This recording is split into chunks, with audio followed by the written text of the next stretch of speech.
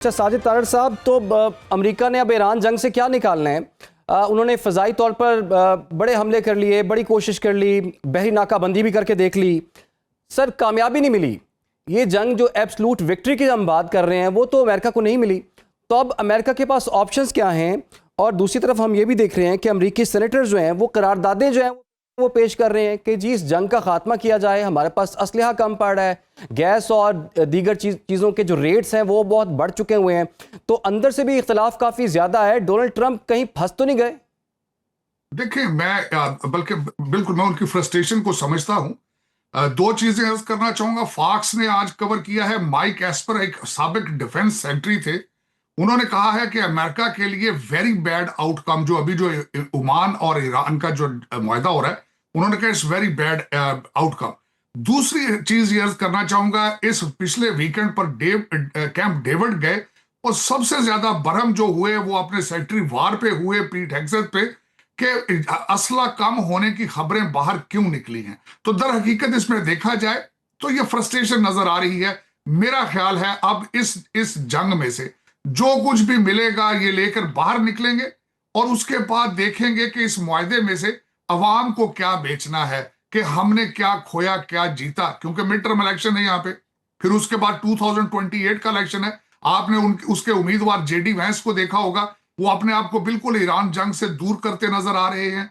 तो मेरे ख्याल में देखा जाए तो अमेरिका अब जो कुछ भी मिलेगा उसको लेकर वहां से निकलेगा और अगले अगले अपने महाज की तरफ जाएगा, चाहे वो क्यूबा हो, चाहे कोई और हो, चाहे ग्रीनलैंड हो। तो मेरे ख्याल में इससे America has learn a big lesson.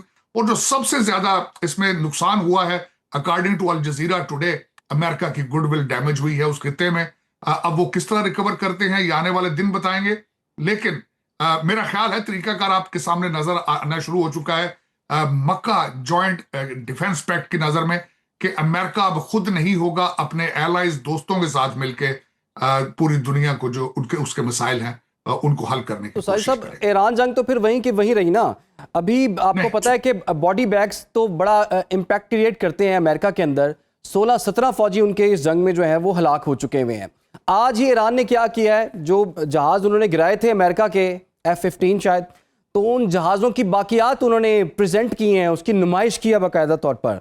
एक तरफ हम देख रहे हैं कि कॉन्फ्लिक्ट रिजॉल्व हो रहा है, दूसरी तरफ ये तासुर मिल रहा है कि ये एक फ्रीजिंग कॉन्फ्लिक्ट की तरफ ये बात जा रही है। लग नहीं रहा कि अमेरिका ईरान की बात मान लेगा और ईरान अमेरिका की बात मान लेगा। देखिए, मेरे ख्याल में मैं समझ रहा हूं कि इस वक्त ओमान ईरान जो डायलॉग हो रहा है, अमेरिका अब ओमान के जरिए डायलॉग कर रहा है।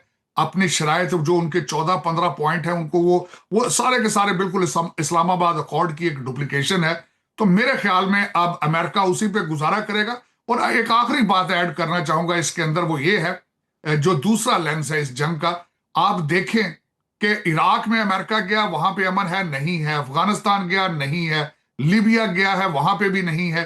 इस खित्ते के अंदर जो न्यू नॉर्म है, वो कहते हैं जंग बंद है लेकिन झड़पें जारी हैं।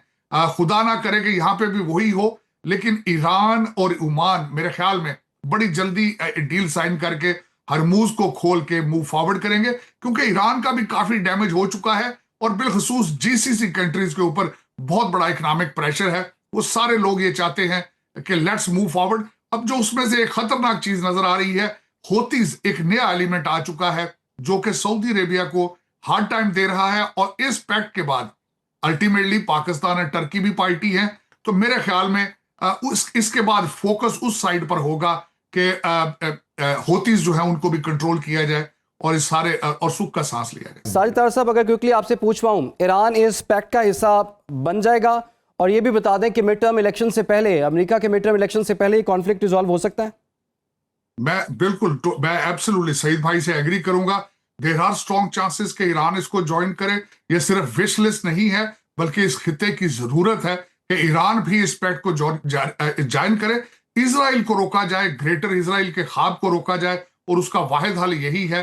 और दूसरा, मैं एग्री इस बात पे भी करूंगा कि आने वाले हफ्ते 10 दिन के अंदर अंदर आप देखेंगे कि हरमूज खुलेगा और they will move forward. American they have made up their mind to get out of it. जिस तरह मैंने आपको अर्ज किया है कि अमेरिकन जर्नल्स जो हैं, they have express themselves to the president Trump कि हमारे पास ऑप्शंस लिमिटेड हैं, let's move forward, get out of it. तो मेरे ख्याल में दुनिया अगले 10 दिन के अंदर अंदर कोई अच्छी खुशखबरी सुनेगी।